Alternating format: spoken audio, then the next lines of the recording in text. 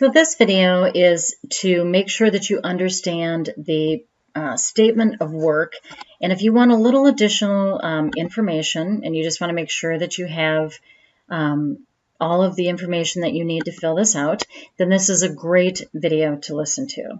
So one of the things that I want to go through right now is the statement of work and how it's connected to your project proposal. Now you can pretty much just take everything from your project proposal and cut and paste it over to the items that you would have here on the statement of work. However, here's the caveat. If you've received feedback from me, which you'll all be receiving feedback within 24 to 48 hours, you'll want to make those changes when it comes over to your statement of work so that you can either clarify or add more detail or those types of things. So we want you to work on your statement of work post feedback from your project proposal. So the first thing that you're going to fill out here is your purpose. And remember from the Fast Forward MBA, it says on page 122, this is what will we do on this project and why are we doing it? It goes back to the problem that you identified or the opportunity that you identified and the solution that you identified in order to address that. What's the purpose of this project? Then you want to go into your major project activities. I want you to kind of think about what are the highlights of this project. You can think of it in terms of, if you want to, phase 1, phase 2, phase 3. How can I break this out on a 30,000 foot view? The major project activities are really important because you're going to highlight these when you go into working next week on your timeline or your Gantt chart. We're going to go into, here is everything in this project from step A to step Z, and these are the major project activities inside of that. And so make sure that you have a really good scope that the sponsor, the project sponsor, can really identify with. And then we're going to go ahead and put in deliverables. In your Fast Forward MBA, the deliverables are something that is, what is the project supposed to produce? Is it a new service? Is it a new software, an initiative, a processes, a renovation project, a wedding, processes to make triage at a freestanding ER, flow smoother? What are the deliverables? What's the project supposed to produce? This helps to define the boundaries, this is what it says, of the project, and it focuses the team's efforts on producing an outcome. We don't get so lost in the weeds that we forget about what it is that we're trying to deliver. And it's also something very measurable for the project sponsor so that when you get done, they can measure what the deliverables were. Now, in your cost estimates, most of the proposals had some cost type, which was labor hours or external labor hours. But what was missing was that extended price over here in the amount. You want to put in those labor hours and those external costs, but you also want to extend out what the price is on that. What is the cost? And then we're going to total up the total cost for the project. We want to know what is the total cost for this project and how are those costs broken out into internal and external costs. This is really critical, or else the sponsor or stakeholders will not know how much this is going to cost and in what areas.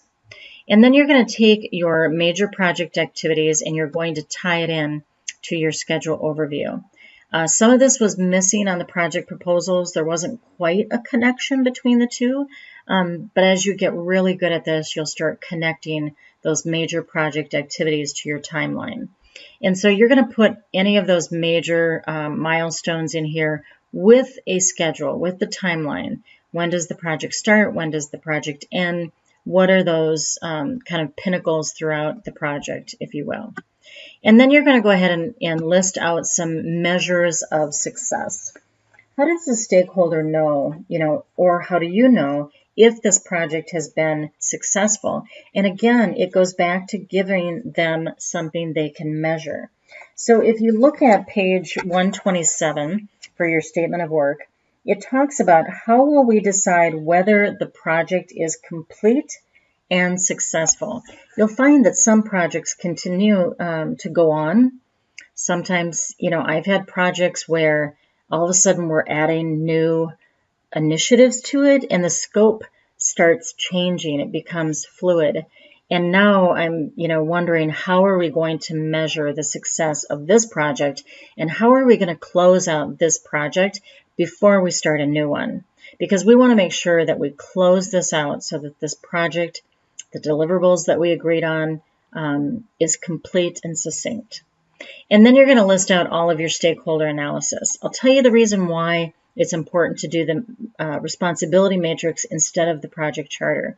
And that's because when you get to the statement of work, you will know who is doing what, who's the stakeholder, and what is their role. What's their responsibility or contribution? And it's not just for you, it's for them as well. Because many times I've been on projects, and I'm sure you feel the same in your departments and divisions, where you've looked at somebody and thought, but I thought you were supposed to do that. And they said, but I thought your department was supposed to do it. This brings great clarity. And I think you'll absolutely get so much benefit out of the responsibility matrix and then dropping it into your stakeholder analysis. And then you'll fill out your chain of command and your assumptions. Chain of command can be really important, especially when you're looking for authority and who's in charge. So what I want you to do is reach out if you have any questions at all on statement of work. I want you to be very successful. And remember, this all comes back to our knowledge areas. It all comes back to the life cycle of a project from the beginning to the end. You're still in this initiating and defining phase. You completed your proposal and your stakeholder analysis, and now you're going to be working on a charter or responsibility matrix and your statement of work.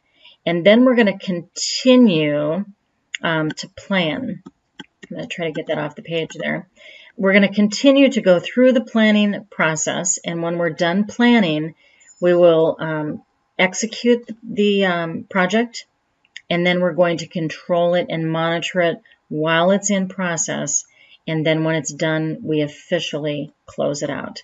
So don't lose sight of this chart. This is your project life cycle, and it's very important. You're going to move through all of these knowledge areas. I hope you have a great week. Reach out to me on Google Hangouts. I can talk on video if you want, or we can just chat, and I'm here to answer any questions because I want you to be successful. Have a great week.